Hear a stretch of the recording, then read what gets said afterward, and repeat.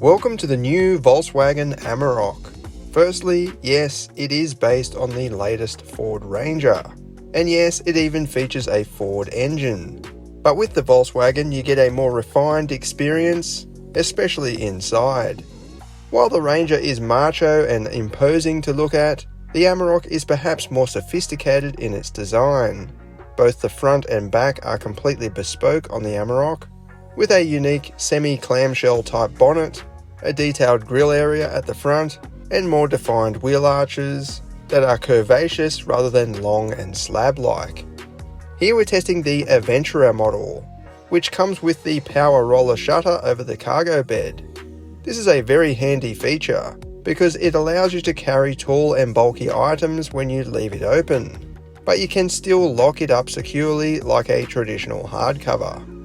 Despite 4Motion written down the sides, this features the same part-time four-wheel drive system as the Ranger, running as a rear-wheel drive in the default mode. And like the V6 model Rangers, there's a 4A mode that acts a bit like a centre differential, so you can drive it on the road with the added grip and safety of all-wheel drive. Going with the Aventura gets you a set of 21-inch alloy wheels. These aren't the best for serious off-road enthusiasts, but they do give the Amarok added street appeal. They wear 275/45 Goodyear Wrangler tyres, front and back. Inside, this is definitely classy and refined. The dash sculpting on the passenger side and the multi-tone trim provides added depth. And although the main touchscreen housing is the same, the screen itself runs Volkswagen's operating system. We like the simpler tile layout for the touchscreen over the Ford's animated and perhaps more colourful setup, but it is a bit complicated in our opinion. Having the grid-like design here is a bit easier to use and engage with while on the go. Passenger space and comfort is very good. In fact, this is one of the bigger cabins of this specific class. And there's heaps of storage around the place, including a large centre box. Rear passengers get their own climate vents and charging port, and there's a flip-down armrest with cup holders. Under the bonnet you'll find a 3-litre turbo diesel V6, producing 184 kilowatts and a strong 600 Newton meters.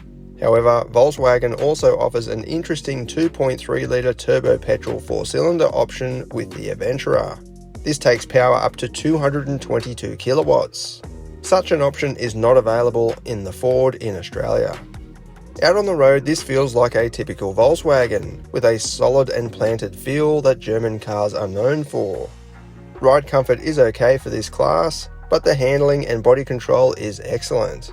This turns in with almost zero body roll, and the steering feels quite nice and reasonably precise. On rough country roads, the suspension seems to absorb impacts well, leaving a surprisingly comfortable ride. Perhaps more importantly, the wheels remain firmly planted on the road instead of bouncing and skipping around like in some vehicles with leaf springs at the back.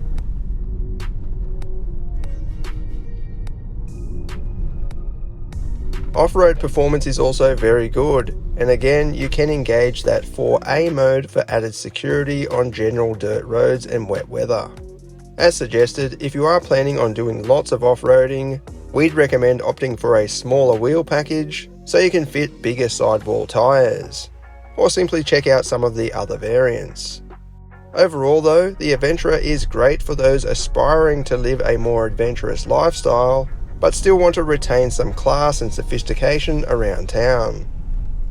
This is what it goes like.